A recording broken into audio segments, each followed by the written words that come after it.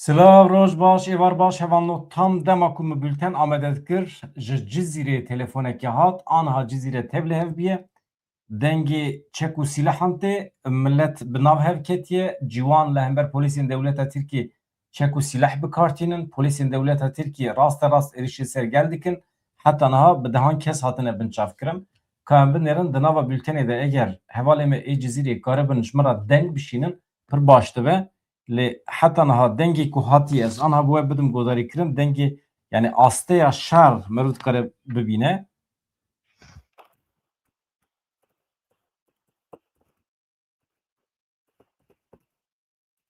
Deng hatine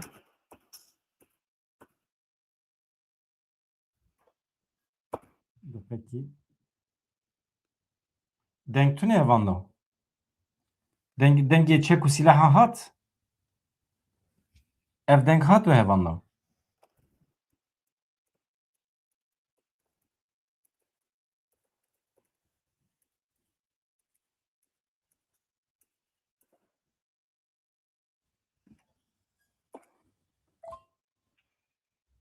dixekî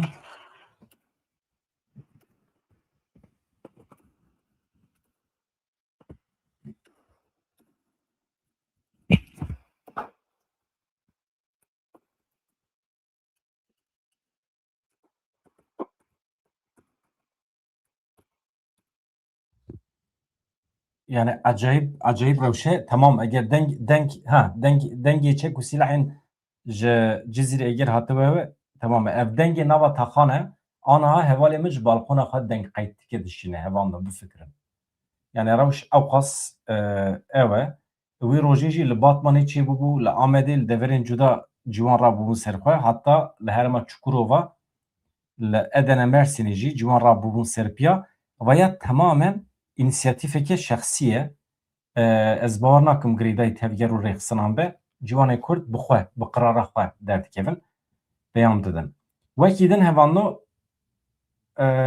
Cizîrê me da aniha koalîsyonê bi sedan tir tijî çek û sîleh wesayetên eskerî şandin Rojavayê Kurdistanê ev jî nûçeyekî aniha ketiye ajansan ez wî jî ji we re bixwînim paşê em cih didin hin mijarên cuda ji bîr nekin vê êvarê ez bawer dikim saet 21 û nîva de kak şer ora mar wê were em ê behsa Rojhilatê Kurdistanê bikin.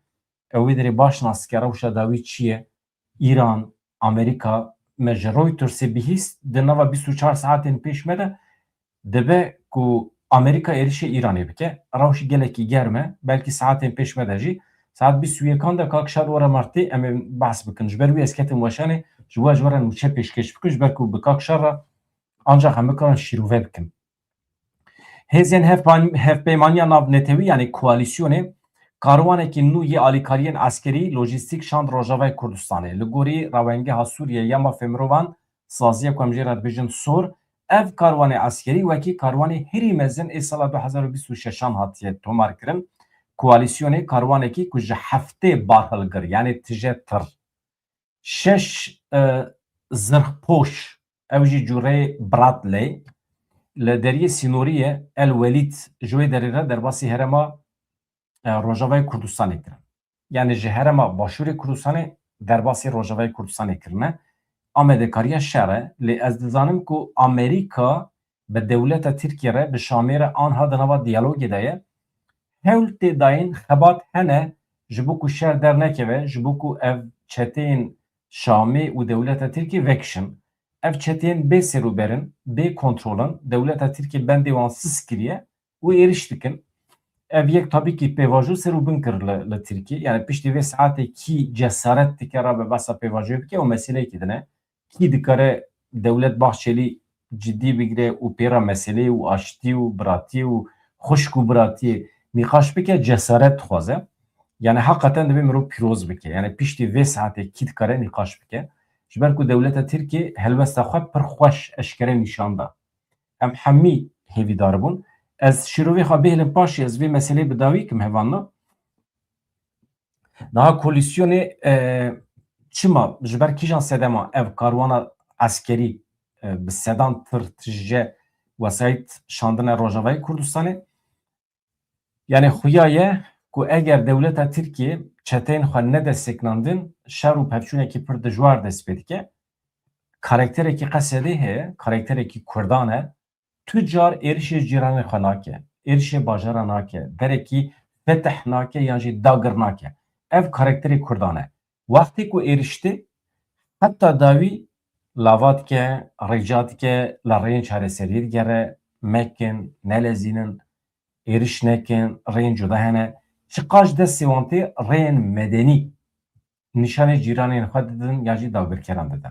Wextê ku nebe li ber xwe didin ya bi ser dikevin ya dimirin ne mesele ye. Ama di dawî heta dawî rêyên derveyê eskerî hilbijêrin. Hevando, saziya Sorê da zanîn ku di karwanan de barhalgirên girtî hebûne, kelûpelên leşkerî lojîstîk têde hene. Karwan ber bi baregeha Qesrikê ya hevpeymaniya navnetewî ya li Bakurê Rojavayê Hesekê veçûye. Ev karwanê ku ji heftê û şeş wesayîtan pêk dihat, wekî yekem karwanê mezin ê bejahî ê hevpeymaniya navdewletî ya îsal e, wisa ye. Yani bi tevî ew qas tir û wesayîtên din me got dike bi sedan wesayît.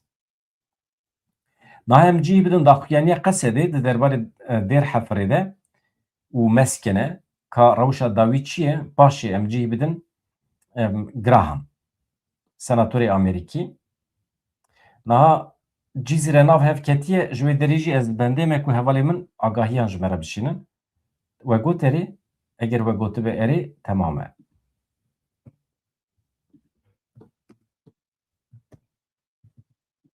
Çavê min hem li ser nûçeyên deqeyên dawî ne, hem li ser mesajan e, hem jî li ser peyamê we ne û hem jî ez ji we re nûçe pêşkeş dikim bi tena serê xwe. Em çi bikin ancak ew qas ji destê me tê hevano. Hêzên Sûriya Demokratîk Qesedê ragihand ku ji berbanga îro ve ji vê sibê ve li herêmên Dêr Hefrê meskene bendava Tîşinê şerekî dijwar heye, êrişên Komên Şamê dronên dewleta Tirkiye berdewam dikin. Navenda ragihandinê ya Qesedê bi daxuyaniyekê nivîskî detayê hûrguliyên şerê li eniyên şer eşkere kirin. Di daxuyaniyê de tê gotin ku Komên Girêdayî Şamê êrişê bendava Tîşinê derdora wê dikin.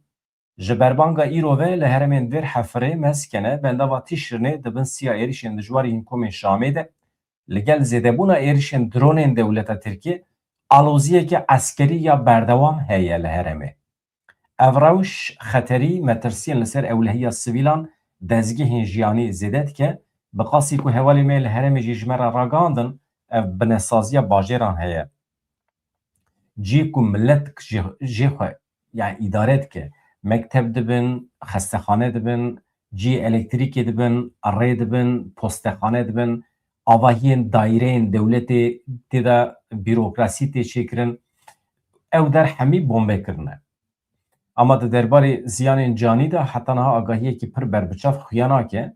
Li gorî wê de xuyaniyê di saetên vê sibê de Komên Hikûmeta Şamê bi dronên xwekuş, bi top, hewanan êrişê bendera bendava Tîşinê kirine. Qesedê ragihand ku zêdetirê 12 êrişên li gundê Mehşiyê, Şêx Hesen, Qişleyê hatine kirin. Heta amedekirina vê raporê jî ev rapor beriya saetekî hatiye weşandin.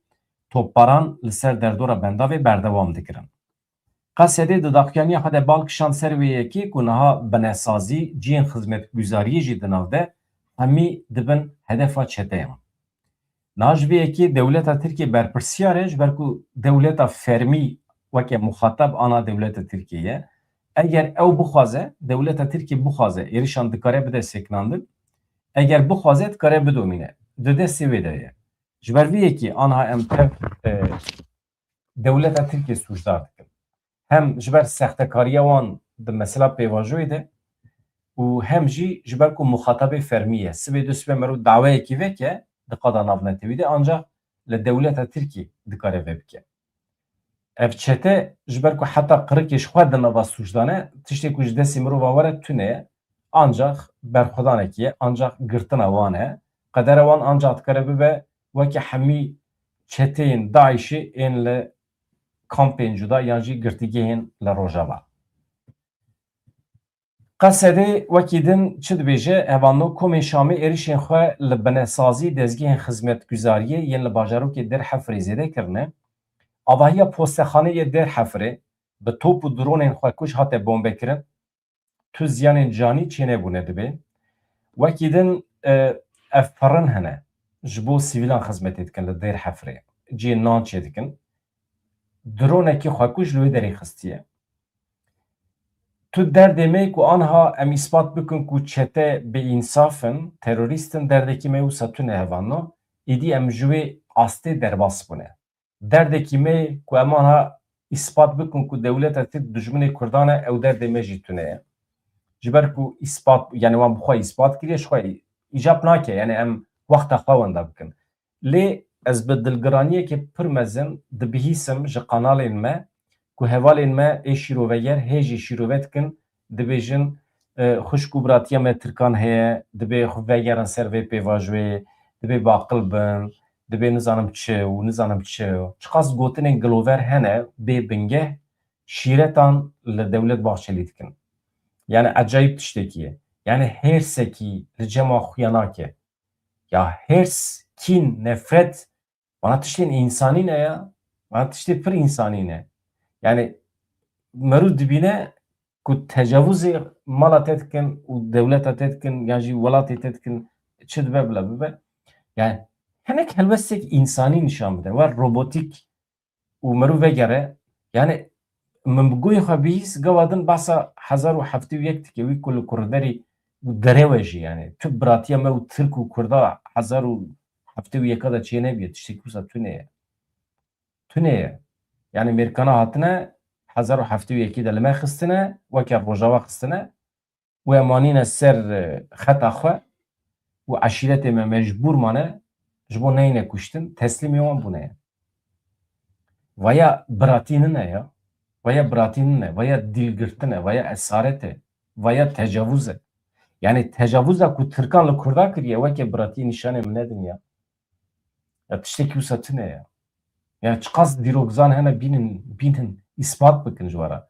Yani tu Tirkekî di dîroka xwe de heta niha hewl nedaye bi milletekî re li hev bike. Eger li hevkirin hebiya navê wî nedibû Fatih yan jî Fetih. Navê nedibû Fetih. Fetih çi ye? Fetih dagirkirine bi darê zorê tu terî derekî Fetih dikî. Yani bi başî dibe ev iş. Tu başî dikarî herî mala xelkê bigirî, talan bikî. Çünkü ew ji Orta Asyayê tên yani Asyaya navîn tîne, birçîne, tiştekî wan tune ye milletên heremî ku li ser erdê xwe, zeviyê xwe, xwedîkirina heywanan dijîn tên xwe bi wan têr dikin. Yani milletekî koçber e tê xwe têr dike bi mal û milkê xelkê. Veya li cem wan mantiqa lihevkirinê heye? Tune ye. Tune ye. Yani tu dîrokzanekî nikare ji me re îdia bike ku li Milazgirê bajarê min e Tirk hatine bi Kurdan re lihevkirine. Tiştekî wisa tune ye. Tamamen bi darê zorê Kurd teslîm girtine. Xilas. Ez bidomînim hevano Qesedê diyar kir ku ev êriş bi armanca felşkirina jiyana rojane tê kirin. Ew êrişa li ser postexane dibe, firin dibe, ciyê çavkaniya avê dibe, ciyê xizmetguzariyê dibe. Ev gefeke rast li ser ewlehiya ciyê xwarinê ye, ciyê şêniyan e, felşkirina jiyana rojane ye, rê li ber cotkaran tê girtin ku biçin ser zeviyê xwe. Yani zorê li millet dikin ku koçber bibin. Ciyê xwe biterîkînin. Qesedê di debarê rewşa meydanî de jî got hêzên me bersiva hewldana derbasbûnê ya komên hikûmeta Şamê ya li ser xeta gundê Zubêdeyê de ye li gundewarê Başûrê Dêrhefrê ye. Yani hêzê me ketine nava hereketê bersiv didin. Canan ew vedikişin, canan ew vedikişin lê şer û pevçûn çê dibe. Şerekî wisa mezin vêgavê tune ye. Yani hewldana ku bikevin nava heremekî têk çûye. Êrişkar neçar mane ji wê herema ku jê êriş dikin vekişin, tevî ku êriş dibin siya dronan û çekên giran de hatibû kirin, dîsa jî şervanê me li ber xwe dane. Di daxuyanî de hate eşkerê kirin ku tevgera dronên dewleta Tirkiye li heremê zêde bîye. لهرم اللي بو تفجر درون تركيا ان جوري بايراكتار هنا او زيدتر جكوباني بگرن حتى بندا تشرنه لوان درا دیگرن درونه که ترکیه او نقطه که عسکری هزمل باجار مسکنه کریه آرمانج لی زیان جانی چینه بونه حتی نه افدنا و عینی روژه ده ارشکه دویم یا درونم بو نقطه که دن آل گنده بواسیه جی گنده وره تبقایه او در هدفاتیه گرتن قصده دست نشان کرد که درون دولت ترکیه جه دسپیک آلوزیه ور و جارا چارمینه باجار مسکنه اشغالت که آرمانج ناوند راگاندن یا قصده ده داویه ده تشتکی دنجی ده بیجه ev alozî hevdem ji berbankê ve berdewamiya operasyonên eskerî metirsiya berfirebûna şer û encamê wê xeter li ser sivîlan zêde dike cümleyekî dirêj e mana wî tune tişnabe. Cümleya herî komîk çi ye di vê daxuyaniyê de hevano hinek ajansê me jî kirine manşet yani wekî sernivîs jê girtine çi ye yani trajikomîk e dibe ji vê aloziyê û encamên ku wê derbikeve komên Şamê berpirsiyarin. Mesela yani tespitekî pir ilmî ye yani. Komê Şamê çete tên derheferê êrişê Rojavayê Kurdistanê dikin û di binê daxuyanî de jî tê gotin ji encamê vî şerê yani ji vê aloziyê komê Şamê berpirsiyarin. Acêb tespîtin yani. Ya kî ya ez berpirsiyar bim. Yani ez çawa berpirsiyar bim. Mecbur komê Şamê yan jî direkt bibêje. Yani ez dibêjim çavê wan nabire bêjin devleta Tirkiye. Yani ji encamên vî şerê hevanon bi temamî devleta Tirkiye divê berpirsiyar were girtin. Wekî din çare wî tune ye. Ez cî bidim ev Camêr Graham dibêje eger hûn bi ser Kurdan de biçin Amerîka wê bertekekî pir tund nîşanê we bide. Vaya daxuyaniya wî ye ez hema ji were pêşkeş bikim divê nabirê de çavê min ser Cizîrê ye yani kêfa hat ji Cizîrê re însanê me qisa serî hildidin li zanîngeha jî pir tişt hene ha li zanîngehên Bakurê Kurdistanê pir li bû tevger hene a cîwanan. Graham çi dibêje hevano ez wî ji were pêşkeş bikim paşê jî cih bidim ew ê nûçeyên din Cizîrê deverên din.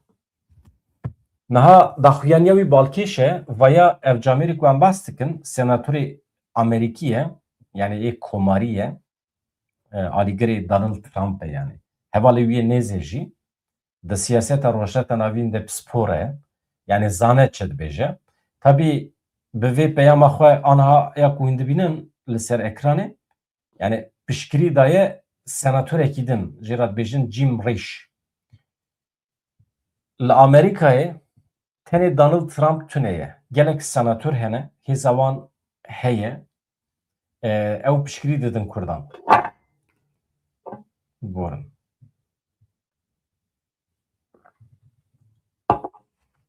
Yani ne tane ev senatör jî li heremê askerên Amerîkî di nava askerên Amerîkî de ez ji were bêjim cihû jî hene ew piştgirî didin evê piştgirî didin Kurdan. Niha tiştekî pir xweş heye vê derê hevano Kurdên cihû hene li İsraîlê wê rojê bername me de hebû me bas kiribû niha Kurdên cihû federasyona wan bang li İsraîlê kiriye bi qasê durziyan xwedî li Kurdan jî derbikevin. Ez dibêjim balkêş e divê em vê nûçê hem bişopînin û hem piştgirî bidin. We goterê niha em Graham bi hev re bixwînin. Senatörê Komarî yê Amerîkayê Lindsey Graham hişyarî da dewleta Tirkiye û hikûmeta nû ya Sûriyê got eger ew li dijî hevpeymanên Kurd bi pêş ve biçin şûn ve gav navêjin Amerîka wê reaksiyonekî pir tund nîşan bide. Lindsey Graham li ser hesabê xwe fermî daxuyaniyekî belav kiriye niha li ser ekranê hûn dibînin li ser hesabê wê X'ê ye piştgirî daye banga senatör Jim Risch ku ew jî balê dikişîne ser bûyerên li Helebê çawa ku şervana Kurd ji qata sisiyanî avehiyekî hate avêtin çawa heqaret li wan zarokan li wan sivîlan hate kirin çawa bê perwa tevlî şer bûn dewleta Tirkiye çawa ku têda rol lîstiye Jim Risch bahsa van meseleyan dike ew jî li ser Twitter'a wiye.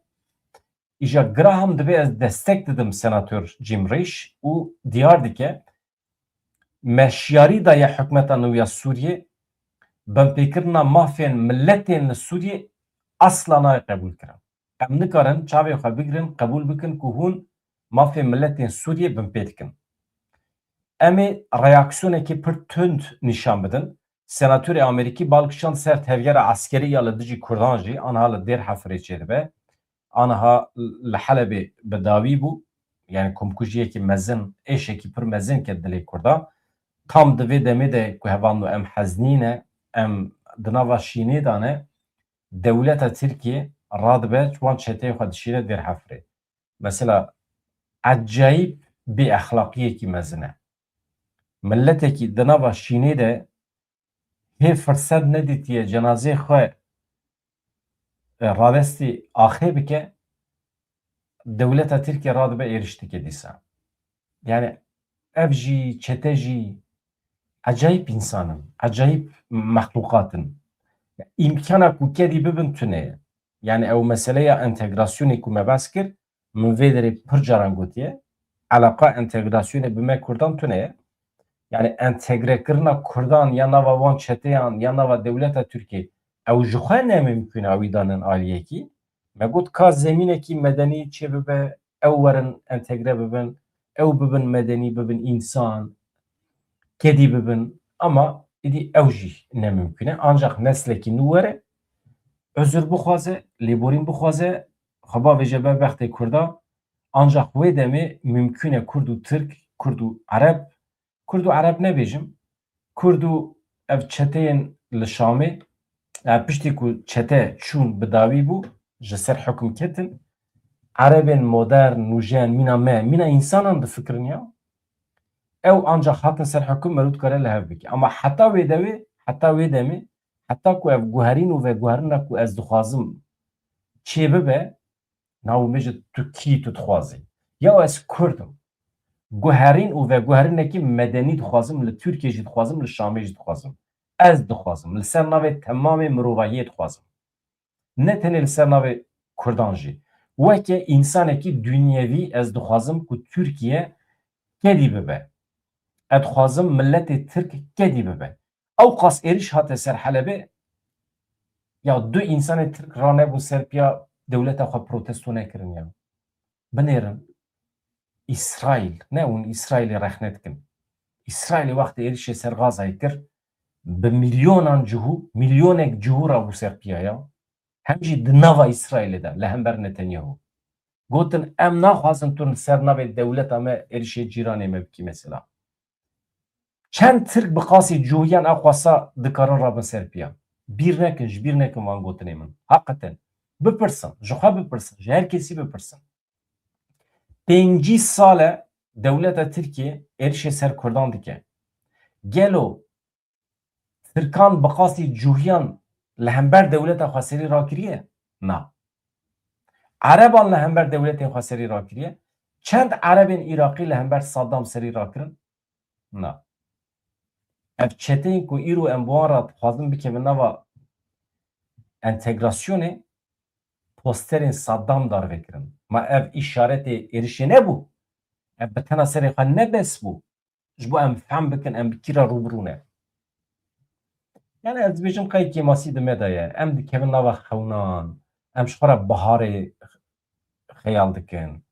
Em ji xwe re canan yani ser serê me de berf dibare, tîpî tê, bahoz tê, her tişt li me dikeve, tsunamî tê, me çavê xwe girtî em ji xwe re biharê xeyal dikin. Ya wer nabe ha. Wer ne yani.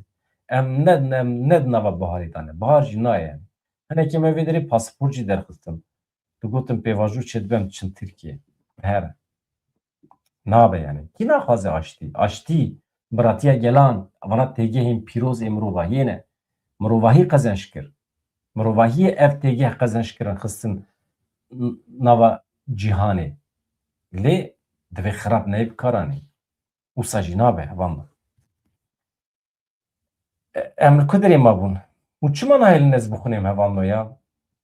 Hûn nahêlin ez Graham bixwînim heqetin ya. Tamam. Dibêje eger hûn ji Kurdan nehewin, yani eger hûn êrişê Kurdan bikin, em ê bertekekî pir tund nîşan bidin. Senatörê Amerîkî balkişan sertevgera askerî ya li dijî Kurdan dibe ya herî me tirsidar ew e ez raporên bawerbar distînim ku hêzên artêşa Sûriyê û dewleta Tirkiye dibe ku li dijî hevpeymaniyên me ên Kurd pêş te biçin dest bi şerekî bikin. Dibe vaya pir xeter e. Dibe raporê ku ji min re tên mîna ku dibe we amadekarî kiribe li hember van hevpeymanên me ên Kurd. Em vê yekî qebûl nakin. Ez bawer dikim ku ev gav wê bibe sedema berteka tund ya dewletên Yekbûyî yên Amerîkayê. Binêre li ser navê xwe jî naxife. Li ser navê dewletên Yekbûyî yên Amerîkayê de axife. Lindsey Graham diyar kir ku her çi qasî ew piştgiriyê dide ku şans bidin hikûmeta nû ya Sûriyê jî lê ew êrişan qebûl nekin. Yani xuya ye dibe me şansekî daye hikûmeta demkî ya Sûriyê dibe min jî piştgirî daye. Yani her çi qas me piştgirî daye ku em şansekî bidin hikûmeta nû ya Sûriyê jî lê em bi tu şikrekî êrişên li ser milletên Sûriyê qebûl nakin. Ez ê eşkere ji we re bibêjim dibêje. Êrişeke bêşerm ya li dijî hevpeymanên me yên Kurd em bi tu şikrekî qebûl nakin û tehemûl jî nakin. Ew Kurd hêza sereken e di têkbirina xîlafeta Daişê de. Bi salan e bi xurtî li gel İsraîlê de. Graham di dawiya daxuyaniya xwe de bangê Enqerê kir, bangê Şamê kir, got ji hikûmeta Sûriyê û Tirkiye re ez dibêjim aqilane, baqil te bigerin. Vebijêrka we li pêşiya we ye. Hûn kîjan ê hildibijêrin? Yani ez dibêjim peyamek têra xwe vekiriye hevano. Niha em cî bidin Kurdên cihûyên li İsraîlê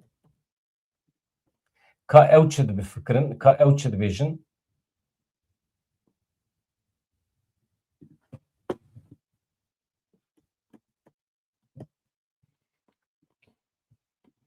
Em ya radikin, em ya datînin Kurdên cihû ez pir giringî didim helbesta Kurdên cihû hûn zanin hevano di dema gazên kîmyewî yên li ser Helepçê de ê ku herî zêde rabûn deng derxistin piştgirî dan Kurdan, Kurdên cihû bûn û di wê derê de bi ser jî ketin.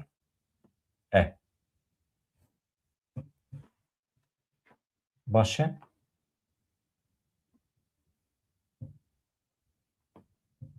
Ez bawer dikim ew wî şeklî ye.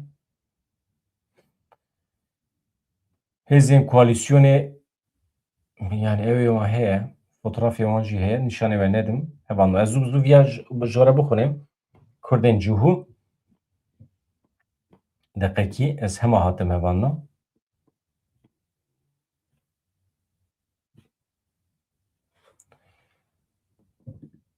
Awsa.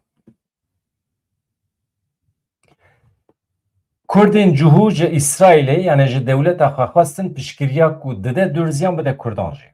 Serokê Civaka Yahudiyên Kurdistanê ya li İsraîlê Yehuda Ben Yusef got divê destek piştgiriya ji bo dûrziyan bidin Kurdan jî. Serokê Civaka Yahudiyên Kurdistanê ya li İsraîlê Yehuda Ben Yusef li ser van bûyerên dawî yên li Helebê û Rojavayê Kurdistanê daxuyaniyekê da bang li hikûmeta İsraîlê û civaka navnetewî kir ku piştgiriyê bidin Kurdan. Yehuda Ben Yusef di daxuyaniya xwe ya nivîskî de diyar kir ew van meseleyên dawî li taxên Kurdan yên Helebê bi şok bi hêrseke kûr pêşwazî kirine, temaşe kirine. Êrişên artêşa Ereban ya Sûriyê, êrişên Komên Girêdayî Şamê rexne kirin. Ev rewş şiband êrişên Hamasê yên heftê Oktobra 2023 ya li dijî İsraîlê.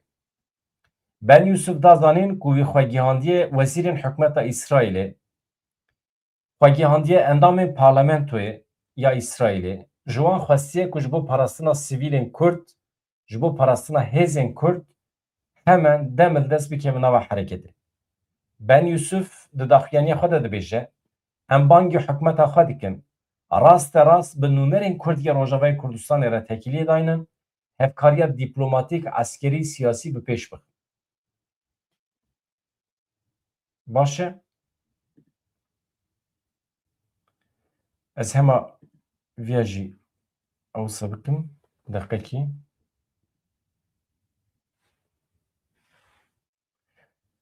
Mişkû girtibû ez mixwest ez fotoğrafê nîşanê we bidim. Wekî din niyetekî min tune yani. Lê tiş nabe ez fotoğrafî paşê nîşanê we bidim.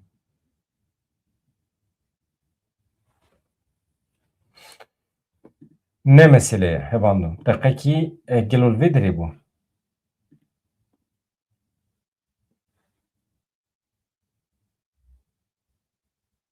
Tamam. Na min nedît. Fotoğrafî wî min nedît. Çû ye?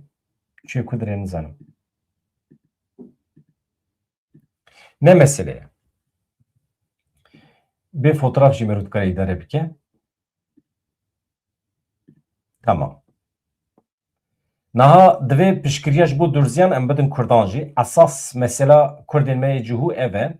Serokê Civaka Yehudiyên Kurdistanê destnîşan kir ku divê İsraîl heman piştevaniya parastinê ya ku heta niha daye Durziyan li Sûriyê êdî ji vir û pêve pêşkêşî civaka Kurd jî bike.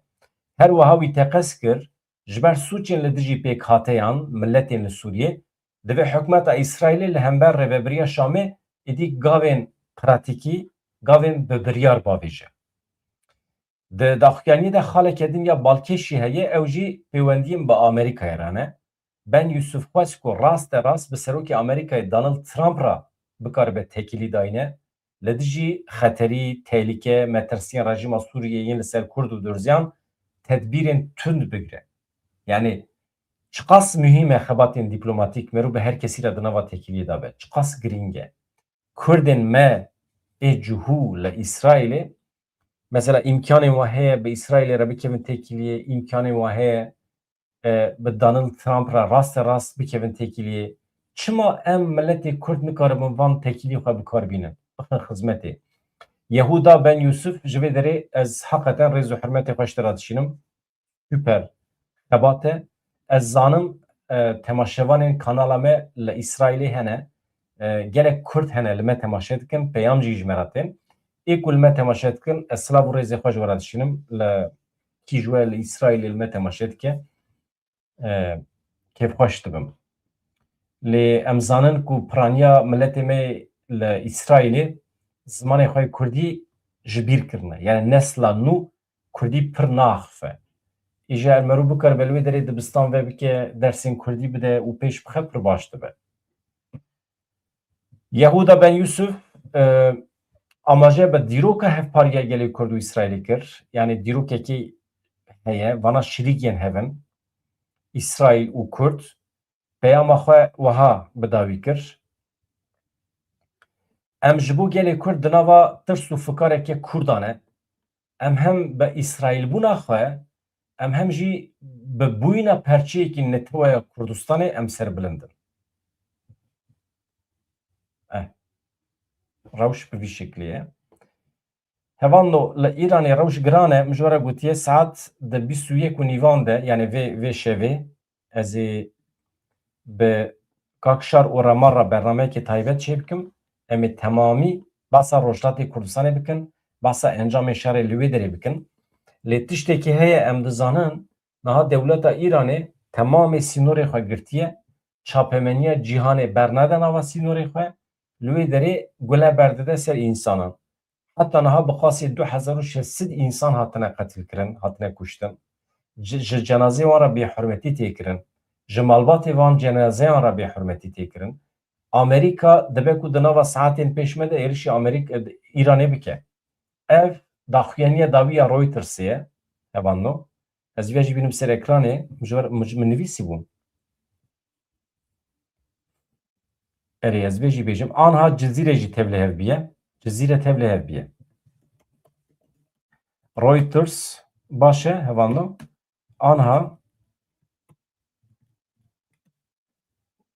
şiqal li ser ekranê min nivîsî ye. li ser ekranê heye ji xwe. Di nava 24 saetan de dibe ku Amerîka vaya ne şîrova min e, şîrova Reutersê ye. Ez nûşiya wî ji we re bixwînim. Amerîka êrişê Îranê bike. Niha mesele çi ye?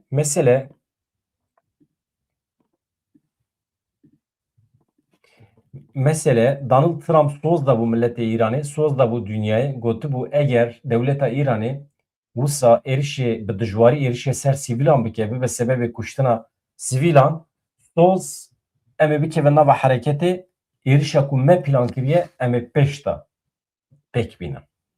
Vaya soza Donald Trump û ez bêjim qey di nava 24 saetên pêş me de ew ê pêk were. Hevan niha em diçin Wanê, li Wanê uzanin sînorê Bakurê Kurdistanê û Rojhilatê Kurdistanê heye. Cemiyeta Rojnamegeran ya Gola Wanê hevpeyvînekî daye Rûdawê. Ez hema ji we re bibêjim erê di derbarê binesaziya derhefrê de min ji we re bas kir. Niha hevalê me ji herêmê ji min re dinivîsînin. Mala we ava hemî hevalên me ê ku ji deverên cudayê cîhanê ji me re dinivîsînin. Heqeten rêz û hurmeta me heye ji we re pir baş e. Aynen bi vî şeklî bidomînin pir baş e. Ji qada şer jî ez zanim li Rojavayê Kurdistanê pir însan li me temaşe dikin. Silav û rêz ji we hemîya re em li keleka wan e vê derê çi ji destê me tê em dikin. Milletê me jî em şiyar dikin ji bo haya wan ji meseleyê Rojavayê Kurdistanê hebe. Em li keleka wan e, em li keleka Qesedê ne şervanê xwe jî em bi rêzdarî silav dikin û em hêvî dikin ku di demên pêş me de pêşmerge jî bikaribe bikeve nava hereketê. Tabî riskekî pir mezin e. Haya min ji meseleyê siyasî heye. Yani pêşmerge bikeve hereketê were li Rojavayê Kurdistanê bi dewleta Tirkiye re were rûbirû encamê wê siyasî li ser Başûrê Kurdistanê pir giran in. Yani hatina wan wisa nehêsane. Divê mirov hinek rastî jî bibîne.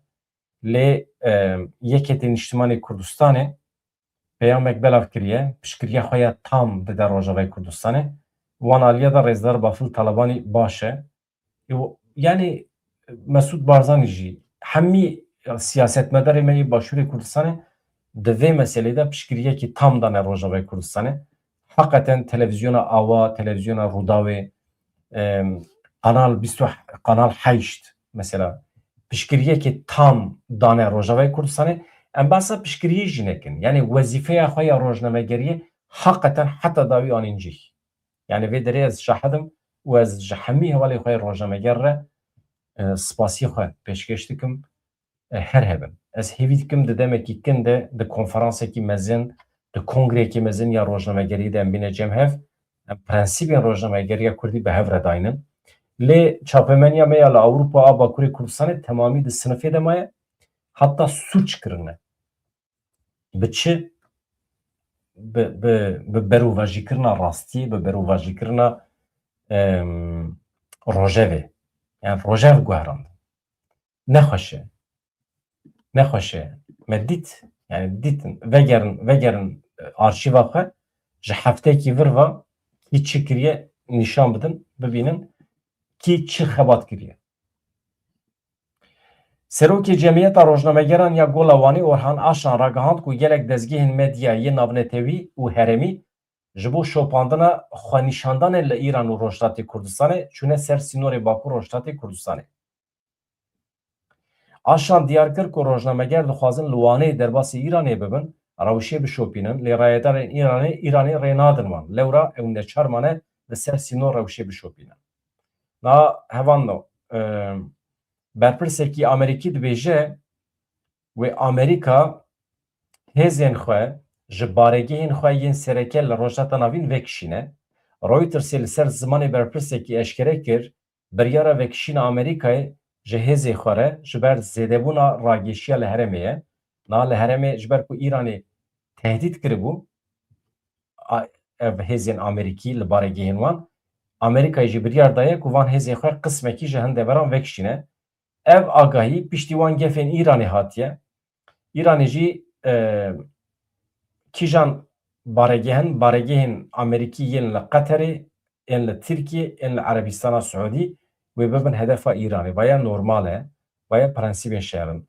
Hevanno yani gelek heval jımıt pırsın dibijin çima tu naçî Stêrk TV naxebitî. Hevanno ez vê derê bawekî eşkere ji hevala re bibêjim. Ê min ez amade me li kîjan televîzyon dibe bila bibe ez tê de bixebitim. Rêz û hurmeta min heye. Stêrk TV saziya min e yani. Yani kevneşopiya saziya ku roja ewil ez tê de xebitîme heta niha 28 sal e. Yani berdewama wê kevneşopiyê bi qîmete bi nirxe saziya min e. Yani ez amade me tê de bixebitim.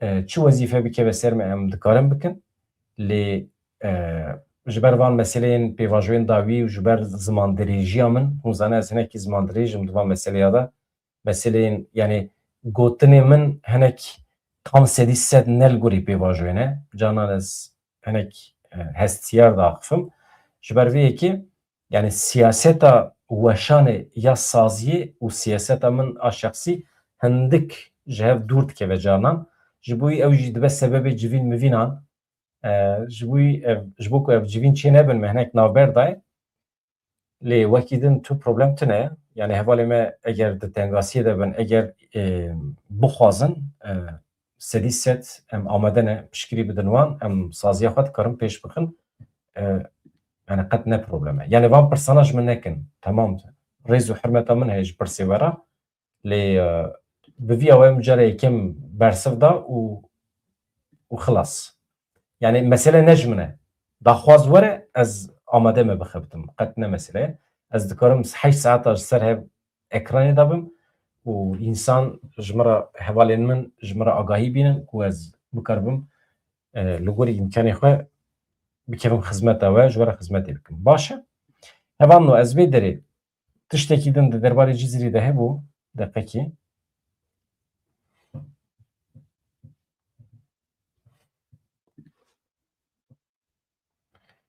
yani hûn zane ez însanekî nermim ê min ez nizanim şer bikim ez nizanim nakokiya jî çê bikim ama hevalên min bixwazin kî bixwaze yani ez normal însanekî nermim yani elastîkim dikarim bixebitim ne mesele ye ez bawer dikim hat fehmkirin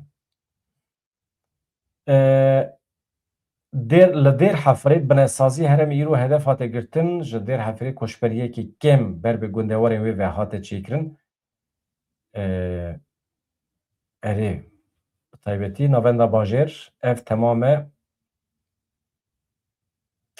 yani temam milletê me yê Dêr Hefrê temam tirsekî peyda biye nava we de tê fehmkirin ev çi manşete ev hemû em qesedî ne em hemî qesedeyîne aniha biye çi dibêjin biye vîral di medya civakî de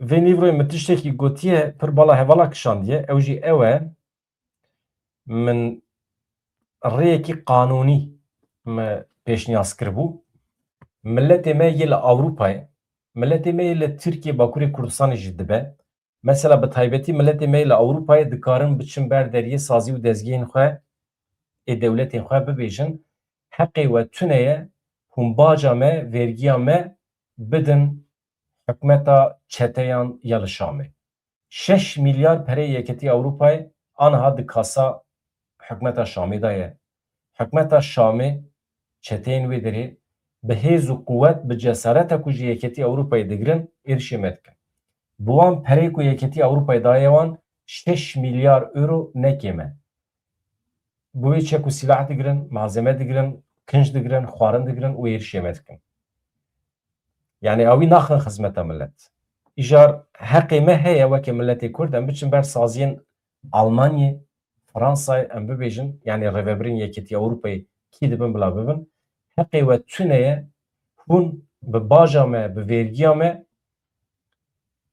hûn çek û sîlah berra ser me bidin yani vaya tabî mantiqekî mirov dikare pêş bixe li Bakurê Kurdistanê jî bi aynî avayê vegoterê niha ez dengê Cizrê car dibû we bidim goderîkirin evana dengê taxên Cizrê ne